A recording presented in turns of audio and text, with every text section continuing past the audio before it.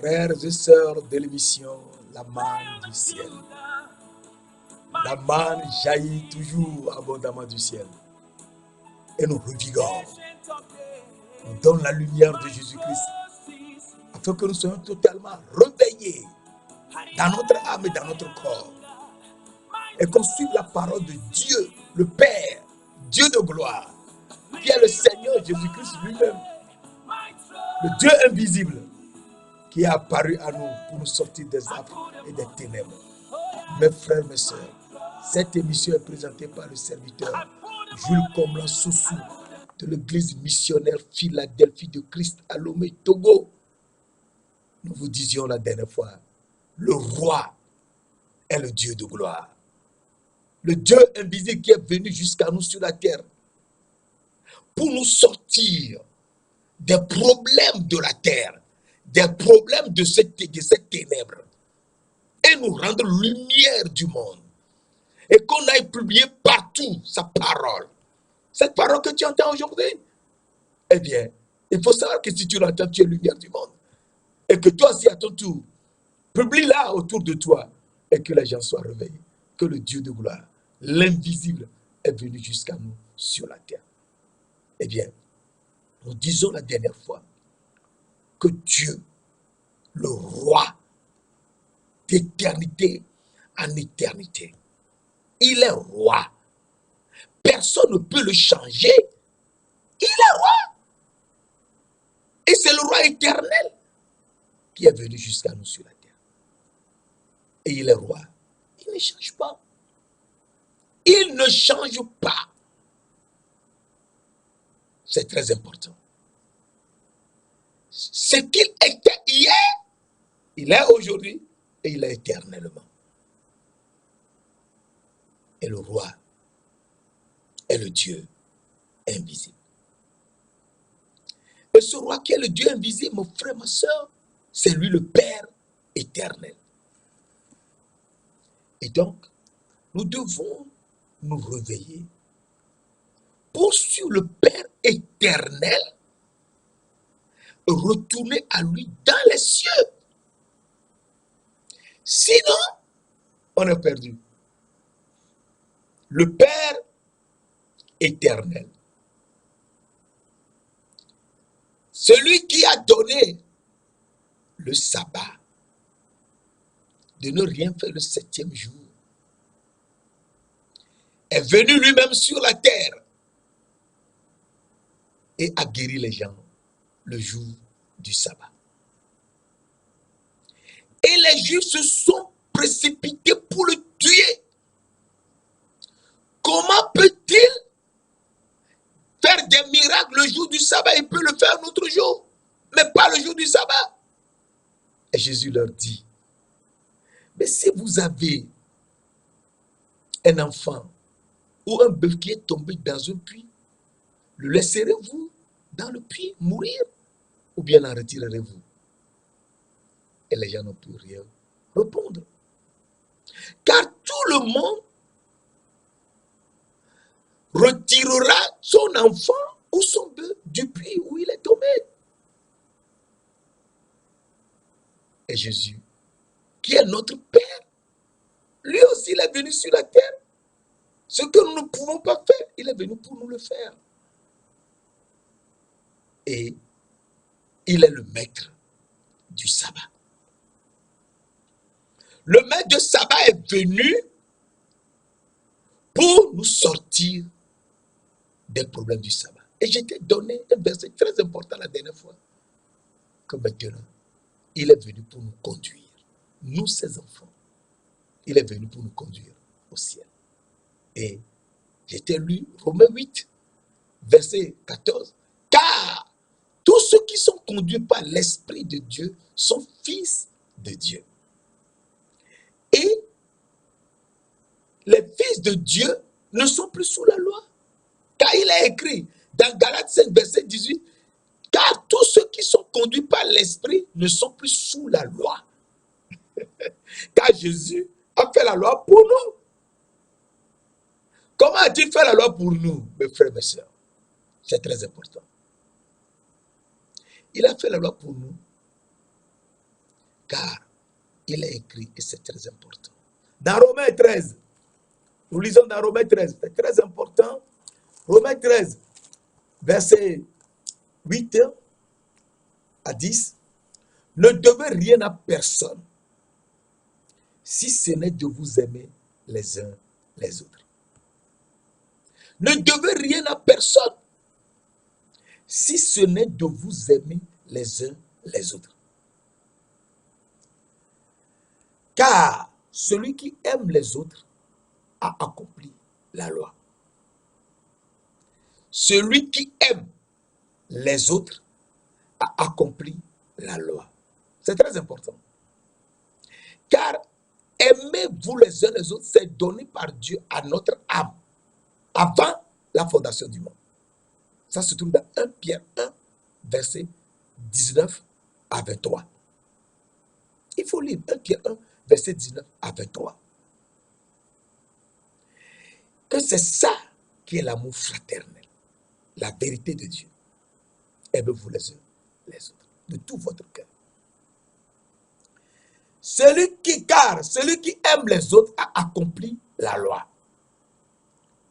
En effet, les commandements, tu ne commettras pas d'adultère, tu ne tueras point, tu ne déroberas point, tu ne convoiteras point.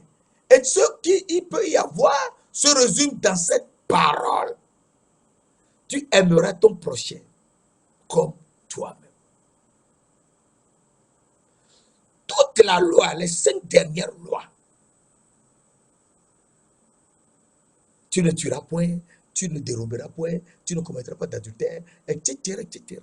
Tu ne jugeras pas, tu ne porteras pas de faux jugements, tu ne convoiteras pas la femme de ton prochain. Tout se résume dans cette parole. Tout est accompli dans une parole. Aimez-vous les uns les autres. Tu aimeras ton prochain comme toi-même. Verset 10. L'amour ne fait point de mal au prochain. L'amour est l'accomplissement de la loi. Donc, si c'est ça qui est l'accomplissement de la loi, il faut qu'on se rende compte que Dieu nous dit dans Galates 5, et c'est dans Galates que ça se trouve, dans Galates 5, verset 14, c'est très important. Galates 5, verset 14. Car toute la loi, quand Dieu dit tout, c'est tout. Car toute la loi est accomplie dans une seule parole. Tu aimeras ton prochain comme toi-même. Toute la loi est accomplie dans une seule parole. Tu aimeras ton prochain comme toi. Donc, nous devons savoir que la loi, Jésus a tout fait pour nous. Et donc, nous sommes fils de Dieu et nous ne sommes plus sous la loi.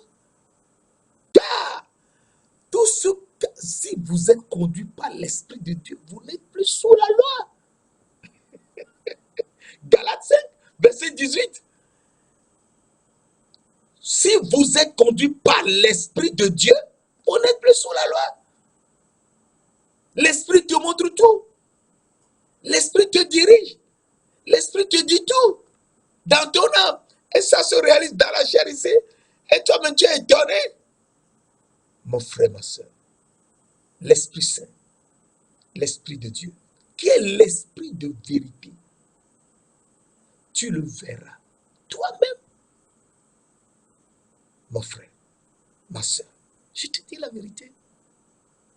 L'Esprit de Dieu, qui est l'Esprit de vérité, tu le verras toi-même dans ton âme, dans ton rêve. Tu le verras. C'est une révélation que tu auras. C'est ça le rêve, la révélation. C'est très important. Et à partir de là, tu comprendras la parole, tu changeras. La parole de Dieu te dit, et c'est très important, dans Jean 14, verset 16-17, et moi, je prierai le Père, et il vous donnera un autre consolateur, qui demeurera éternellement avec vous. Est-ce que tu entends ça? Peut-être que tu n'as jamais étudié. Il faut étudier ça. Jean 14, verset 16, 17.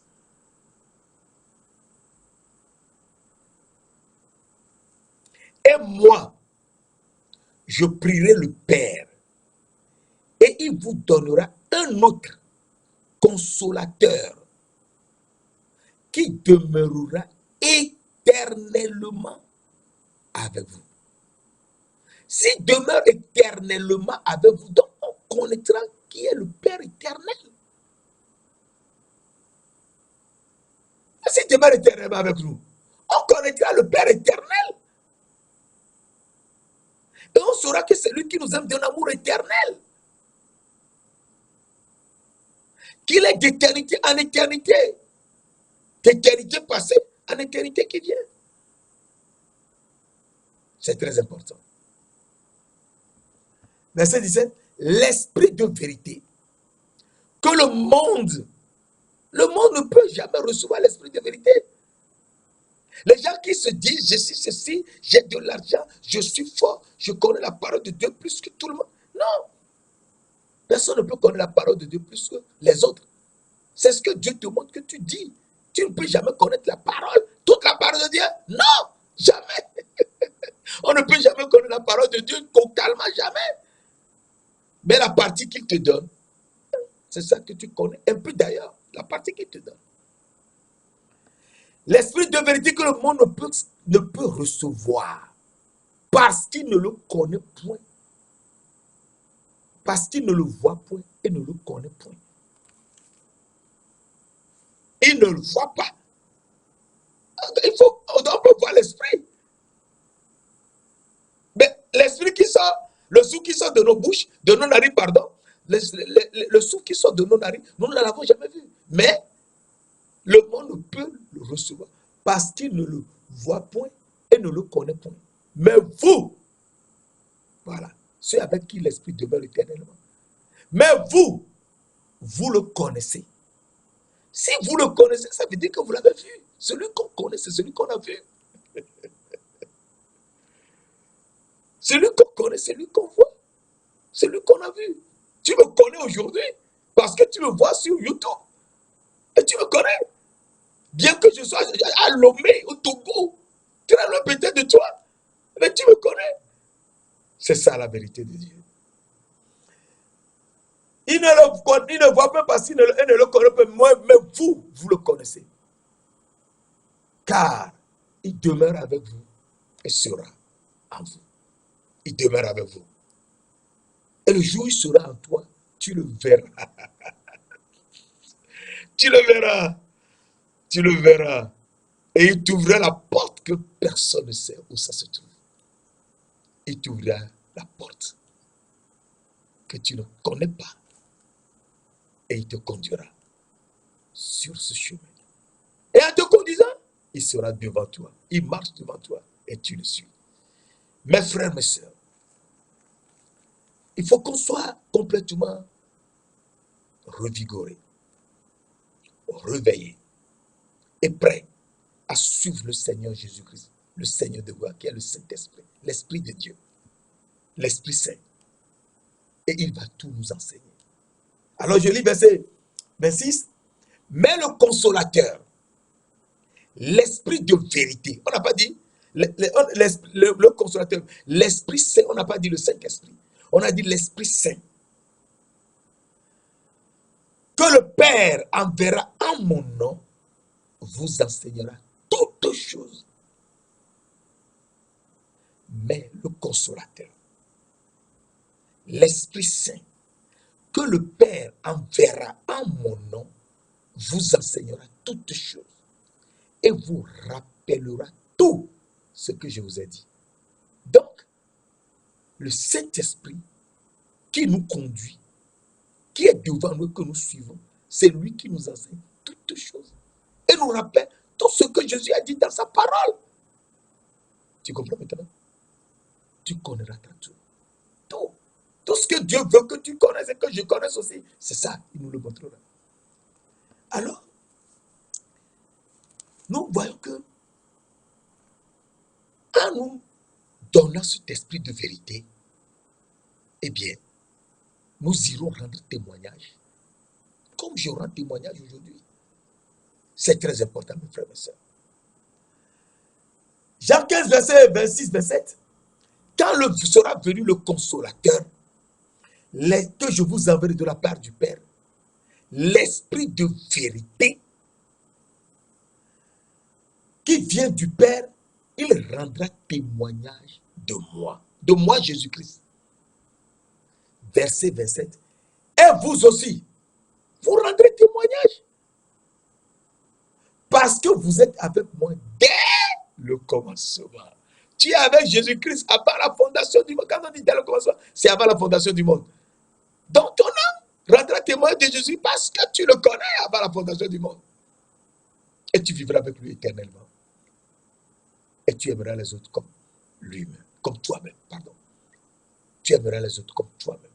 Et en aimant les autres comme toi-même, tu leur pardonneras leurs offenses. Afin que Dieu, notre Père, nous pardonne aussi nos offenses. Et donc, nous rendrons témoignage.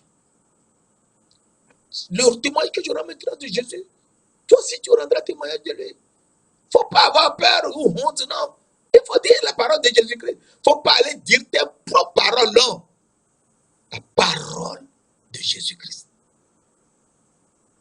Et l'esprit de vérité, il nous conduira. C'est ça l'esprit de vérité. Il nous conduit. C'est très important. Jean 16, verset 13 à 15. Quand le consolateur sera venu, l'esprit de vérité, il vous conduira dans toute la vérité. C'est ça. Il nous conduit. C'est lui qui est devant. Nous le suivons. Il nous conduit. L'Éternel est mon berger. Je ne manquerai de rien. Il restaure mon âme. Il me conduit dans le sentier de la justice. À cause de son nom. Son nom, je suis. Psaume 23, verset 3 que je viens de te lire. Il vous conduira dans la vérité, car il ne parlera pas de lui. Mais il dira tout ce qu'il aura entendu. Et il vous annoncera les choses à venir. Les choses à venir. L'enlèvement qui sera là bientôt. L'enlèvement, c'est bientôt. Très bientôt. Le temple, la synagogue sera construit à Jérusalem. Le temple de Salomon, que le mur est resté, le long mur qui est resté. On construira ce temple. Et quand le temple sera construit, il faut savoir que c'est le moment. Verset 14. Il rendra témoignage. Il me glorifiera parce qu'il prendra de ce qui est à moi et vous l'annoncera. Quand il vous conduit, il prend ce qu'il est de Jésus et nous l'annonce. Verset 15 en fait. Tout ce que le Père a est à moi. Tout. Il n'y a pas de petite chose qui reste. Tout. Ce que le Père a est à moi. C'est pourquoi j'ai dit qu'il prend de ce qui est à moi et qu'il vous l'annoncera. Et donc, si tout ce que le Père a est à Jésus, donc Jésus est le Père. Et le Père, c'est Jésus. Donc, à partir de là, le Dieu qui est invisible, aujourd'hui, où nous voulons finir cet aspect de la chose, il faut qu'on le connaisse. Et donc, nous relisons 1 Timothée. C'est très important.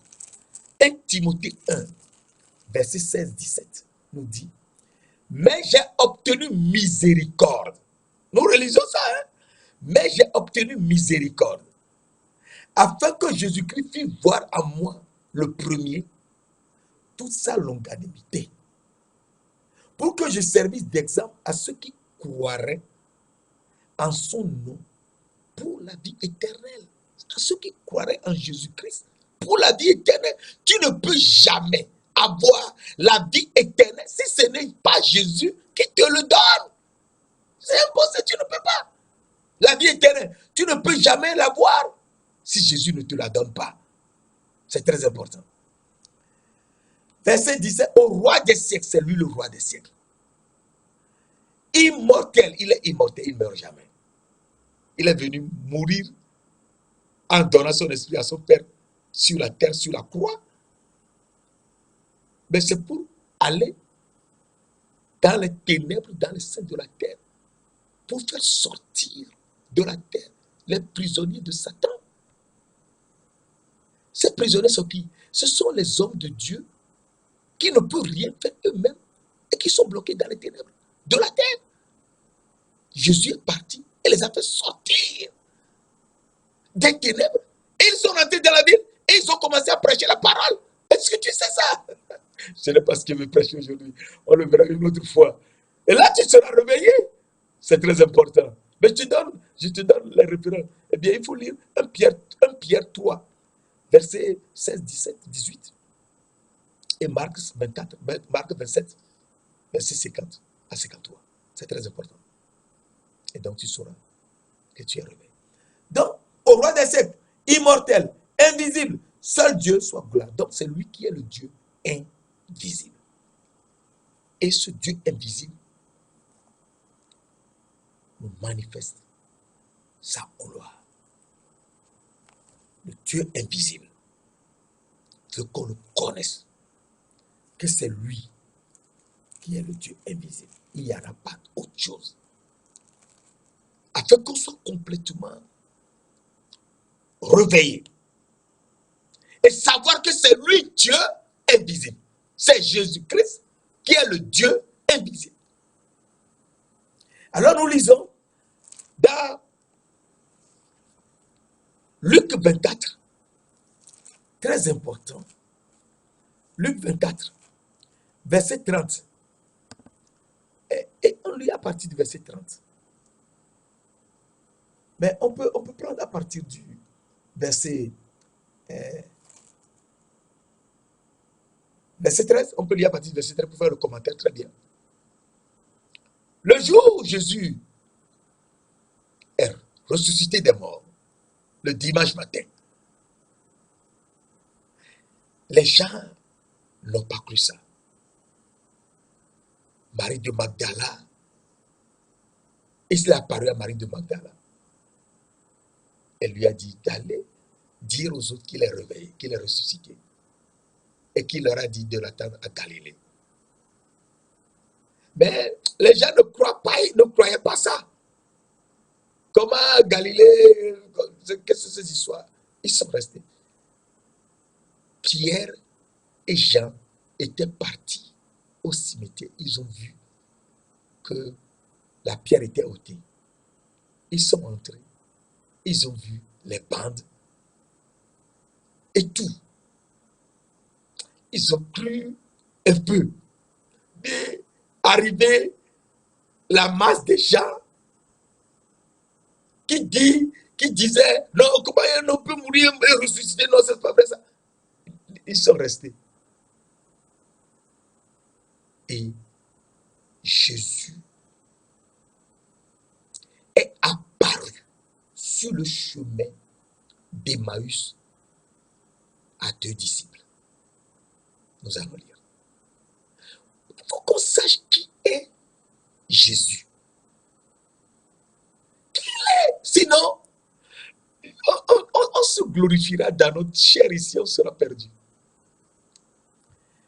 Voici ce même jour, 2 disciples allaient à un village nommé Emmaüs, éloigné de Jérusalem de 60 stades.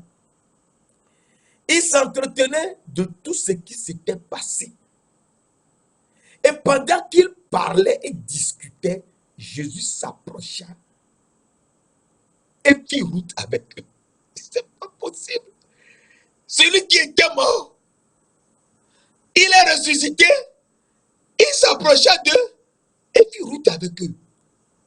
Cette histoire, mais il faut qu'on lise la parole.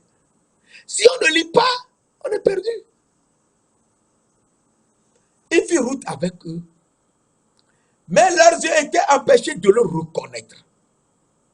Oui, parce qu'il le prenait pour mort. Et aucun mot ne peut ressortir du tombeau et apparaître aux gens. Non, jamais. Ça ne s'est jamais passé. Les gens racontent des histoires. Mais un homme qui est mort, ressuscité, jamais. Les baratés des gens, il faut laisser tomber. C'est des mensonges. Et ils ne connaissent pas l'écriture. Car Abraham l'a dit. Ça se trouve. C'est très important. Ça se trouve dans Luc 16. Et il leur dit, Jésus leur dit, de quoi vous entretenez-vous en marchant pour que vous soyez tout triste? L'un d'eux nommé Cléopas lui répondit, es-tu le seul qui séjourna à Jérusalem ne sache pas ce qui est arrivé ces jours-ci? Donc, tout Jérusalem, tout le monde en parlait. Il est mort. Oui, il est mort, mais il est ressuscité. Oh, alléluia, alléluia, alléluia. Il est ressuscité, mes frères. Il ne peut pas mourir, il est immortel. Il est mort pour nous, pour aller nous sortir des affres des ténèbres. Il est venu, il est entré dans les ténèbres, il nous a sortis.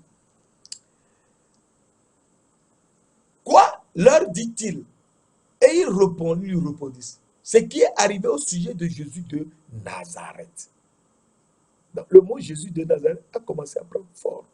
Ce qui est arrivé à Jésus de Nazareth, qui était un prophète puissant en eux et en parole, devant Dieu et devant tout le peuple. Et comment les principaux sacrificateurs et les magistrats l'ont livré pour le faire condamner à mort et l'ont crucifié. Verset 21. Nous sommes dans Luc 24, verset 21. Nous espérions que ce serait lui qui délivrait Israël. Mais avec tout cela, voici le troisième jour que toutes ces choses se sont passées. Le troisième jour. Et il est ressuscité le troisième jour. Il est vrai que quelques femmes d'entre nous ont fort étonnés. Marie de Magdala, Marie, mère de Salomé, et Marie, la mère de Jésus même.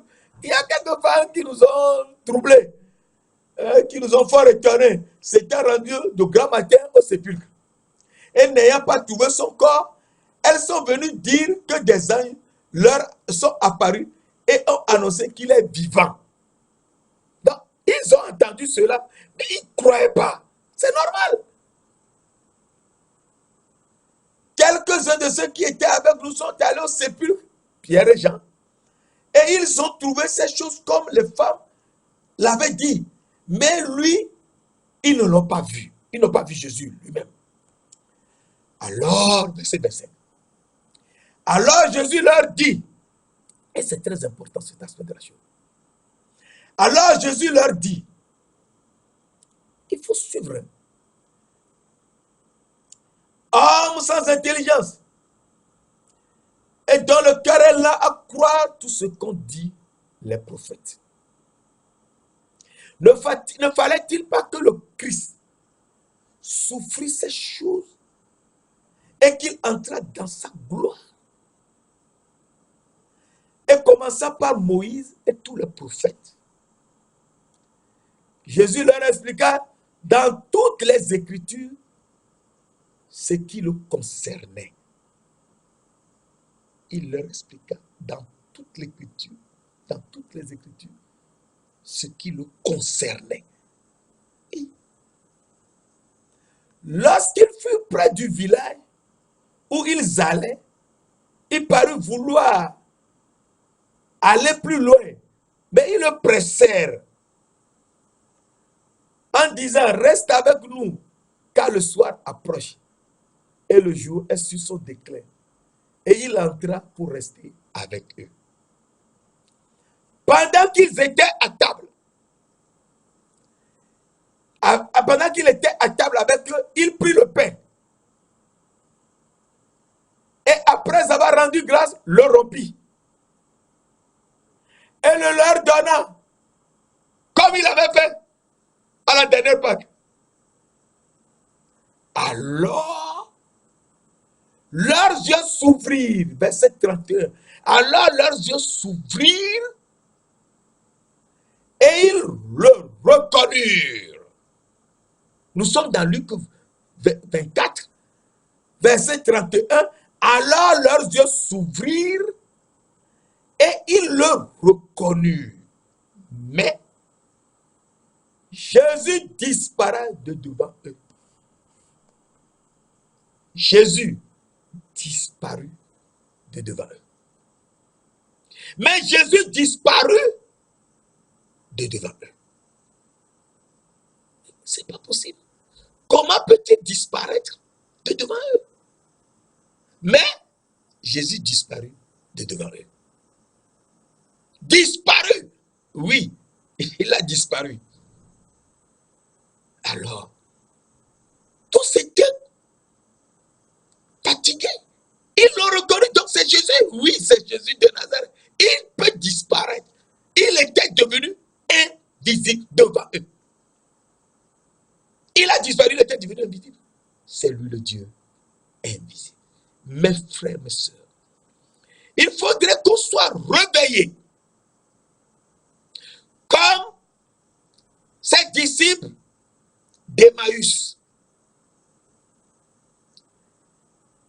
Ces disciples qui allaient à Emmaüs, à qui Jésus est apparu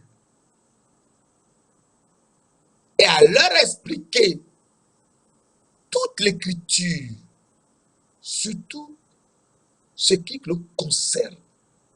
D'ailleurs, c'est toutes les écritures. Et comment il allait disparaître, il allait mourir, mais ressusciter le troisième jour. Comme il nous l'a dit dans Matthieu 12, verset 40. Et quand il a pris le pain, jusque-là, il ne comprenait pas. Il a rompu et leur a donné. Leurs yeux s'ouvrirent et ils le reconnurent. Alors, il disparut de devant eux. Jésus disparut de devant eux. Et ils ont su que c'est lui. Alors, ils n'ont plus mangé, ils sont revenus à Jérusalem, auprès des autres qui étaient dans la chambre haute. Et on dit, nous avons vu le Seigneur. Oui, ils l'ont vu. Nous avons vu le Seigneur.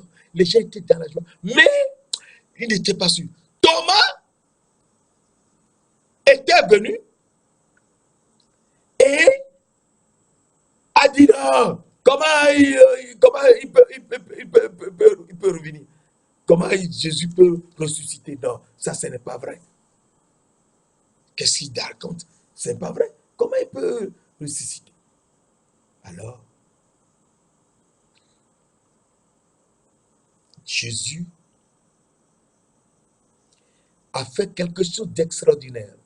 Et que toi qui ne crois pas que Jésus est le roi, le Dieu invisible,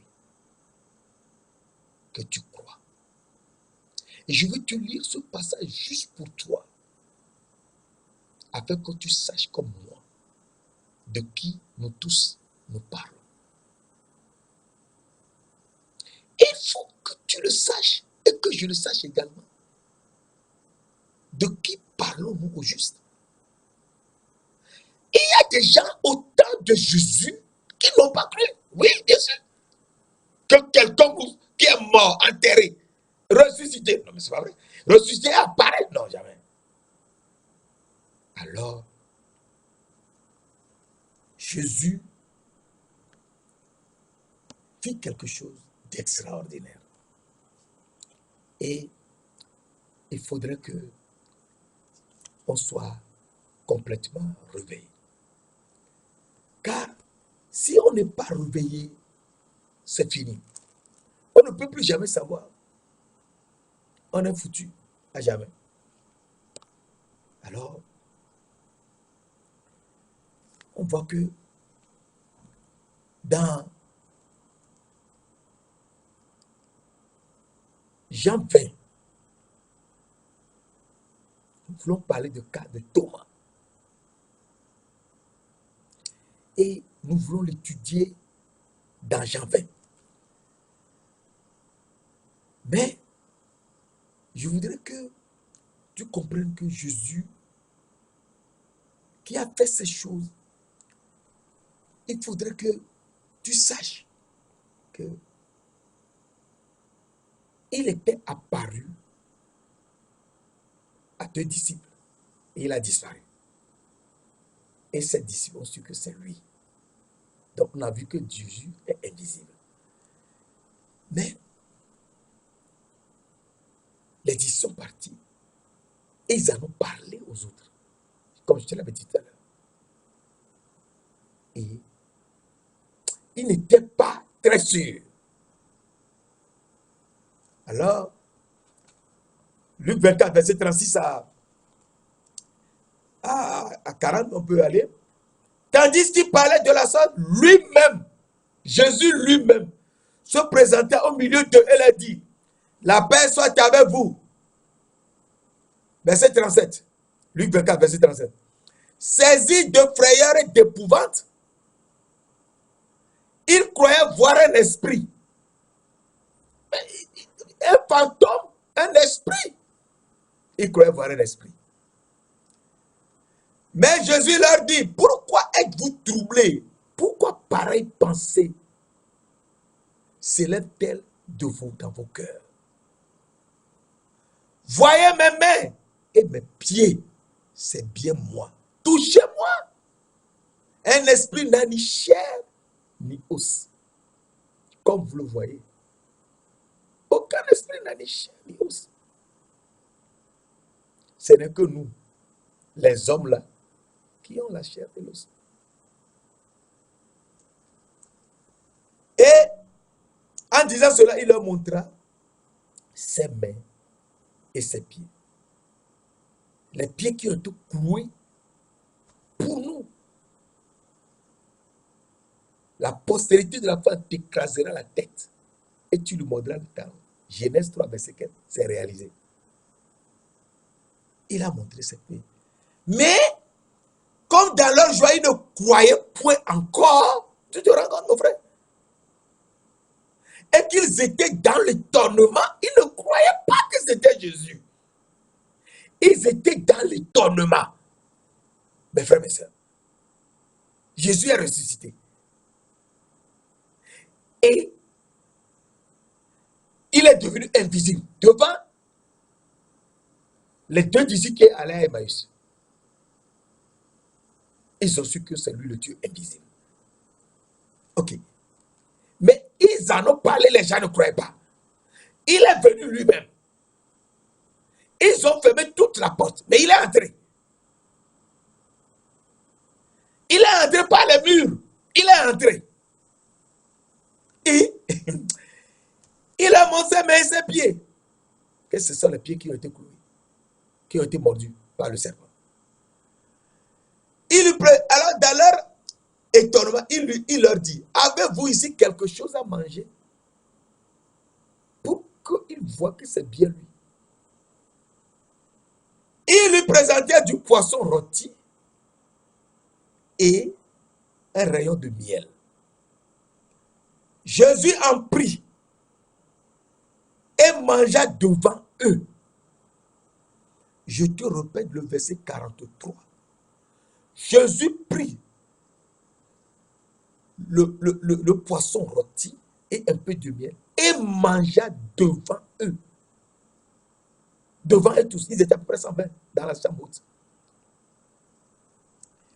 Puis il a dit, c'est là ce que je vous disais lorsque j'étais encore avec vous, qu'il fallait que s'accomplisse tout ce qui est écrit de moi dans la loi de Moïse et dans les prophètes et dans les psaumes. Et il a dit, ainsi il est écrit que le Christ souffrirait et qu'il ressusciterait des morts le 3e jour. Alors, je suis en train de parler de Thomas. Et je t'ai montré. Thomas n'était pas avec ces gens le jour-là. Lui aussi était sorti. Et quand il était revenu, on lui a dit que le Seigneur même est venu le jour-là même. Que ce que les femmes, Marie de Magdala a dit, c'est vrai. Ce que les disciples, donc Clopas ils ont dit qu'ils l'ont vu, il a disparu, qu'il était devenu invisible et que c'est vrai également. Mais Thomas, appelé Didyme, l'un des 12 n'était pas avec eux lorsque Jésus vint. Les autres disciples lui disent, je suis dans Jean 20, verset 24 à 29. Jean 20, verset 24 à 29. Les autres disciples lui dirent donc, nous avons vu le Seigneur. Mais il leur dit, si je ne vois pas dans ses mains la marque des clous, et si je ne mets pas mon doigt dans la marque des clous, et si je ne mets pas ma main dans son côté, je ne croirai point. C'est ça. C'est ça, beaucoup. Beaucoup de gens, c'est ça. Ils ne croient pas. Rien n'est impossible à Dieu. Rien n'est impossible à Dieu. Luc 1, verset 37. Rien n'est impossible à Dieu. Il ne croira pas. Si je ne mets mon doigt dans la marque des clous, et si je ne mets ma main dans son côté, je ne croirai point. Il dit ça aux autres qui ont vu Jésus entrer par les murs au milieu d'eux. Ils croyaient que c'était un fantôme, un esprit. Et Jésus a mangé du poisson rôti et du miel devant eux. Et ils ont dit, mais c'est lui. Et puis il est reparti en disparaissant encore. Il est venu, Thomas est venu. On lui a dit, il dit non, c'est pas vrai. Il ne croyait pas. Alors, au lieu de partir en Galilée, comme Jésus leur avait dit, et pourquoi il est venu jusqu'à eux dans la chambre haute et passé entre les murs, de manière invisible, il est venu. Et il est reparti encore de manière invisible. Quand Thomas a commencé à faire ses commentaires, eh bien, les gens qui étaient là, ils ont vu Jésus manger avec eux. Ils sont encore dans l'étonnement, dans le doute. Comme toi, mon frère. Comme toi, ma soeur. Il ne faut pas douter, Jésus est le Dieu invisible. Le seul Dieu. L'immortel. L'invisible. À lui soit gloire au siècle des siècles.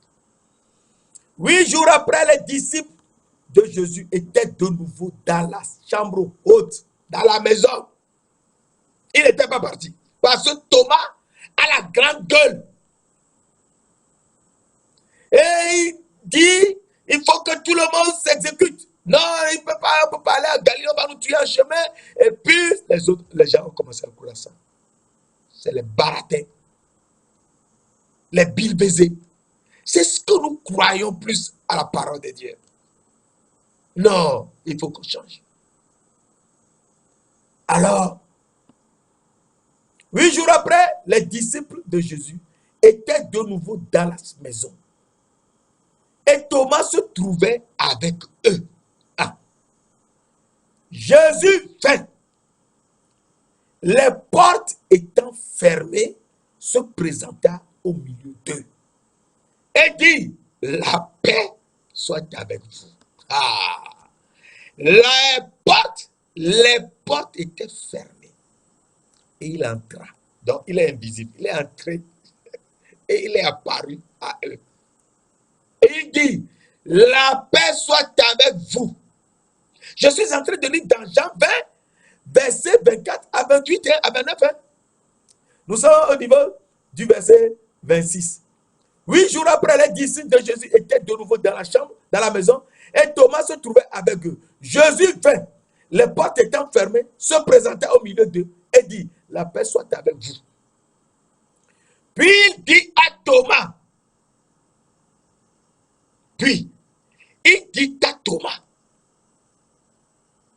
avance ici ton doigt et regarde mes mains. Avance aussi ta main et mets-la dans mon côté et ne sois pas incrédule, mais crois. Alors, ici, il faut comprendre que Jésus était invisible, il était parti, mais qu'il était toujours présent avec eux. Et qu'ils ont entendu tout ce qu'ils ont dit. Tout ce que nous disons, tout ce que nous pensons, même à l'intérieur de nous, sans le dire, il sait ça. Il sait tout. Jésus, il sait tout. Ce que nous parlons, ce que nous ne disons même pas, mais que nous pensons à l'intérieur de nous, avant même qu'on le pense, il le sait. Et il dit à Thomas, avance ici ton doigt et regarde mes mains. Avance aussi ta main et mets-la dans mon côté. Ne sois pas incrédule, mais crois. Verset 28. Thomas lui répondit, mon Seigneur et mon Dieu. Ah. Il sait que Jésus-Christ est le Seigneur et le Dieu de gloire. Mon Seigneur et mon Dieu. Jésus lui dit, parce que tu m'as vu, tu as cru. Heureux ceux qui n'ont pas vu et qui ont cru. Mon frère, tu n'as pas besoin de le voir. Crois, c'est lui le Dieu invisible. Il n'y a personne, c'est lui. C'est lui, le Dieu trois fois saint, le Père éternel, le Dieu invisible. Saint-Esprit, Esprit du Dieu vivant, Esprit de gloire, Esprit trois fois saint, nous te remercions. C'est toi qui nous conduis. C'est toi notre guide. C'est toi qui fais de nous des enfants de lumière, des fils de Dieu, du Dieu vivant. Manifeste ta présence en nous et nous te suivons. Car tu es devant nous et tu es derrière nous. Ta main est sur nos têtes. Nous te louons.